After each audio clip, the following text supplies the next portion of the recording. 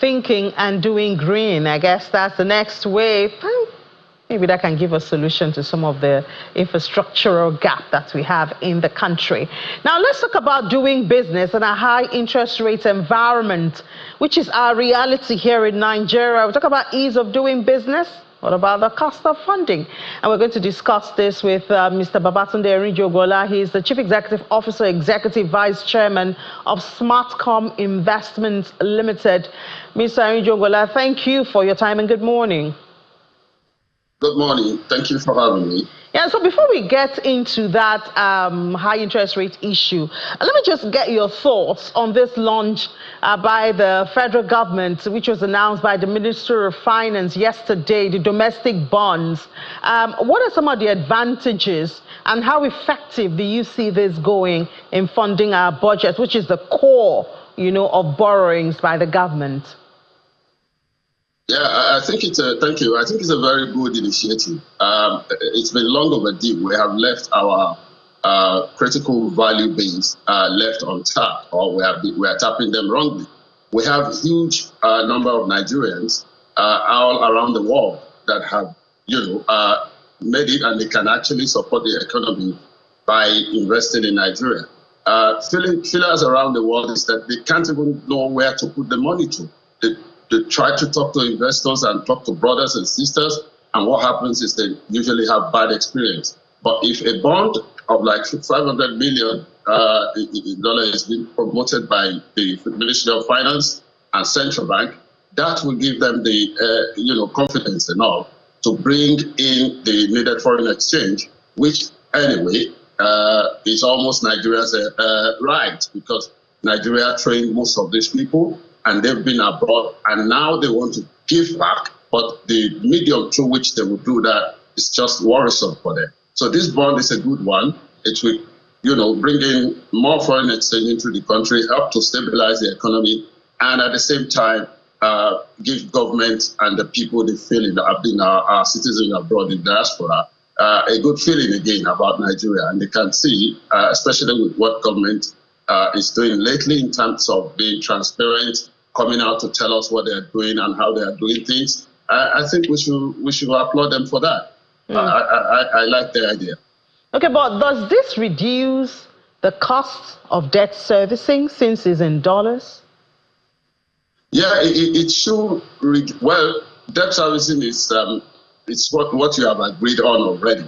So whatever it is, it's just for you to ensure that you get more inflow into your system, such that you will be able to take from that to service your debt, conveniently, and be able to still support productivity in the economy.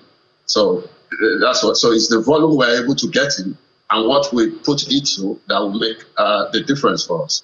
Yeah, obviously what we put into, because a lot of people have said, even though we've seen debt to GDP ratio above 50% for the first time in the country, it shouldn't actually be a source of worry if we had, for instance, we're doing $500 million now. What purpose is it tied to? Do we see that purpose coming to pass? So with that, you can actually track the benefit of this loan, and servicing it wouldn't be so much of a problem. Yeah, that's it. And, just to give you a bit of perspective and concern into that, we are good at coming up with policies. And when we even mention the purpose, and the purpose is known to the public, how do we ensure compliance, that we keep to what we said we will do, and we're able to extract the expected outcome out of it? For me, that has been a challenge. We've had good ideas coming from Ministry of Finance and CBN. Talk about the SME funding we had in 2010. In 2000, there was this program by the Central Bank, which the Bankers Committee promoted, where they take 10% of the PBT of banks and use it to support the small and medium-scale industry. And that, I actually participated in that, and that helped a lot of small businesses to be able to access cheap funds, and they promoted their business, and some of them became a publicly quoted company through that process. But that was abandoned.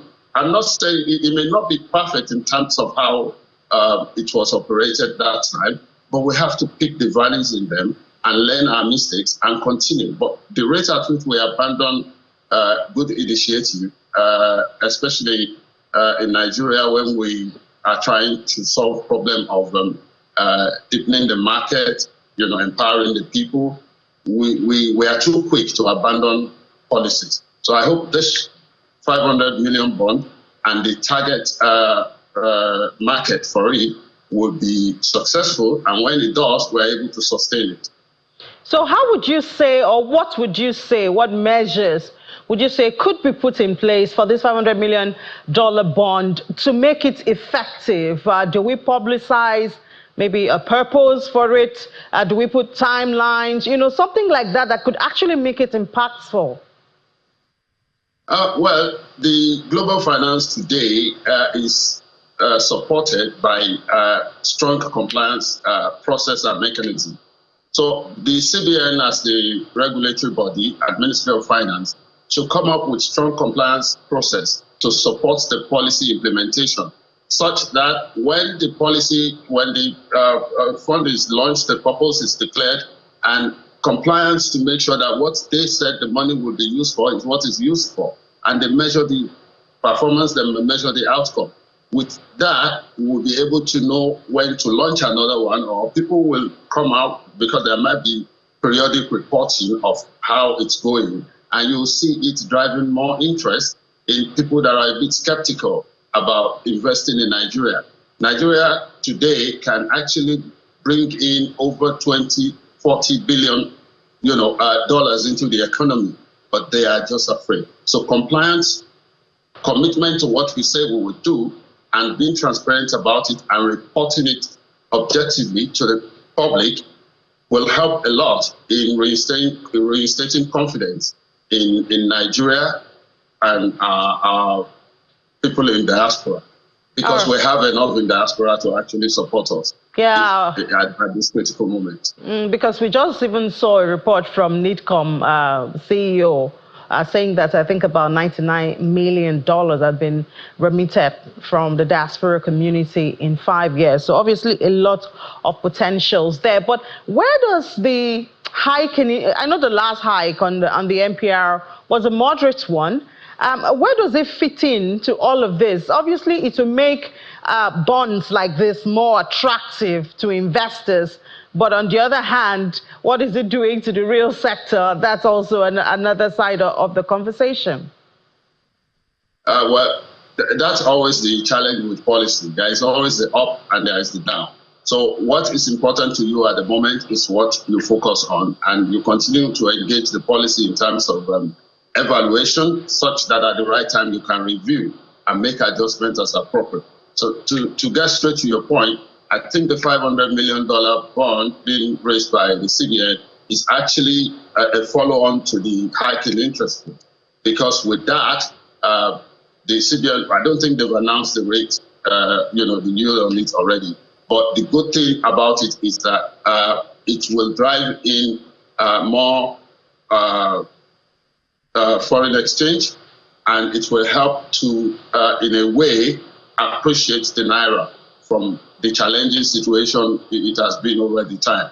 But I think that is the primary concern of government. They want to stabilize the exchange rate space and make sure that people can plan, international community can, do medium and long-term business with Nigeria. So with that in place and the bond coming up, hopefully that will create the necessary inflow to help stabilize the Naira. But the other side to it is the credit supply in the local market. You'll find out that banks will be kind of reluctant to grant loan to businesses. At the same time, cost of borrowing will go up. So all of this will be temporary.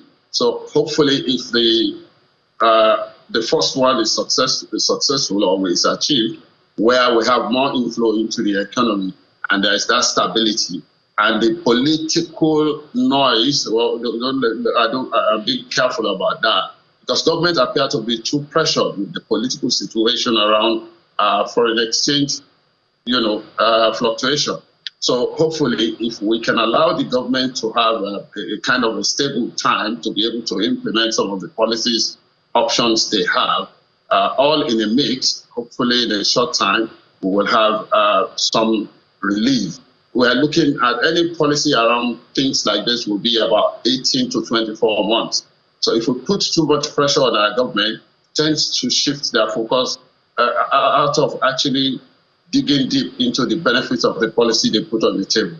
So I think we should work with the government at this stage and be patriotic enough to trust them and demand from them anything that is not clear to us through writing them or programs like this, and hopefully we will all be on the same page.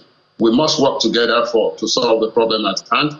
We cannot be drawing ourselves back and expect to make progress. Yeah, it does sound like you're referring to the protest asking for more time, just as the federal government has asked. But I guess the man on the street is hungry, and if you ask for more time, how much time and how much more can they endure? But just tell us, in this era of high interest rates in the country, what are some strategies that businesses, I mean, even the small and the big businesses are facing it? What are some strategies you think they can use as a hedge at a time like this? Yeah, the good thing for us is for us now to look at the advantages of this and see how best we can draw on them. Number one is that businesses must be careful now in terms of borrowing and all of that, because the cost is high, and that would be passed on to the consumer, whatever products they make, and from there, they will not be able to sell as they expect, and there will be less revenue for them and all of that. And the effect of that will be to look inwards and begin to reduce staff and unemployment and all of that. So we should be a bit resilient and come up with ideas, probably look to other means of raising funds, like the government is coming now to Nigerians abroad or wherever that will bring in dollars. We too can reach out to our colleagues, our friends who are, who share ideas about our business, or we approach financial consultants who can guide us as to who are having money and they can invest in our business. We are just always running solo most of the time. So when we work together, we would put funds together and we can invest in our business and reduce the cost of funds, and ultimately growth can follow that process. Another idea is for us to look at the assets we don't actually need for now and sell them off to raise capital to support our business. And most importantly, we have to be a bit resilient at this point, not to take any harsh or rash decision that will impact us on the long run. So we should be calm, we should be strategic, and engaging with the government and its policies to see the benefits therein. I wonder if there are opportunities for businesses to also benefit from this, the high yield rate, for instance, like this Eurobond. I know this particular one, the government is targeting the diaspora, but do you see opportunities for businesses to also maybe go into the treasury bond, treasury market, treasury bills, bonds and OMO and all of that? Are there opportunities for them to hedge in these areas? Well, that will only be good for those just in the investment space, not for businesses that are offering products and services. Because when you offer products and services, you need the cash to pay your suppliers, to buy products, pay staff, and all your costs. You don't want to put that money in just instruments that will be there and you'll be waiting for the time to liquidate it and get your yield. That is not for the businesses on the street that you and me engage on a daily basis. So what is good for those ones is government can do something as well like they've done before. I mean, Nigeria cannot be lacking in good initiatives and ideas. Governments in this country have come up with some good ideas to support businesses by SME guarantee scheme, which will maybe they will make that available to our banks, and SME can be given special rates based on CBN guarantee for small businesses. So it will reduce the impact on small businesses, because what we don't want to do at this stage is to destroy or lower our production base. At this stage is the time for us to advance our productivity. Let me share with you that there is a lot we can do beyond our oil, attachment to oil revenue. For instance, Thailand is the highest producer of cassava, exporter of cassava in the world. Why would that be when Nigeria produces cassava easily and there is market for starch all around the world? So people can be supported to go into land and produce and sell and even generate revenue for the government. The same thing goes for, like chicken, frozen food that we import. Our people have the capacity to grow chicken, breed chicken in just like 2 months, 2.5 months. We're there because all we need, there is capacity in the country to do all of these basic agricultural activities that can generate foreign exchange, at the same time provide stability in our economy by making food cheaper. So these are a mix of ideas that we can put together either at the institutional level, by the government, or by even our groups, small businesses, association groups and all of that. We have to just continue to think. The same effort with which we put into trying to get the government to do the right thing, we must share that with ourselves as well to make sure that we are doing the right thing that this situation calls for, because this is a very challenging situation and it's not limited to Nigeria anymore. So it's a global issue. It's just that it affects us differently. I will want to encourage small businesses to continue to come through their cooperative and association, put together, know their demands, let's suggest to government how they can help us, what help we need, and they'll come to stations like this and say it, and hopefully government will listen. Yeah, well, hopefully they will. Hopefully they will listen, Mr. Arubuja, because a lot of them have been here, and we have shared great and brilliant ideas. But it all goes back to the ease of doing business. It all goes back. The Poultry Association have been here, and they've talked about their challenges, and all of that. The farmers' security is the top on their list. So these issues are there, and these ideas are really flying in the air, but actually getting it done, as you said, we need a lot of government intervention. But we have to thank you so much for your time this morning. Chief Executive Officer and Executive Vice Chairman of Smartcom Investments Limited, Mr. Babatunde Eringo-Junlọ. Thank you for your time. Thank you for having me. Bye. Let's take a break. When we come back, we'll head to the markets. Stay with us.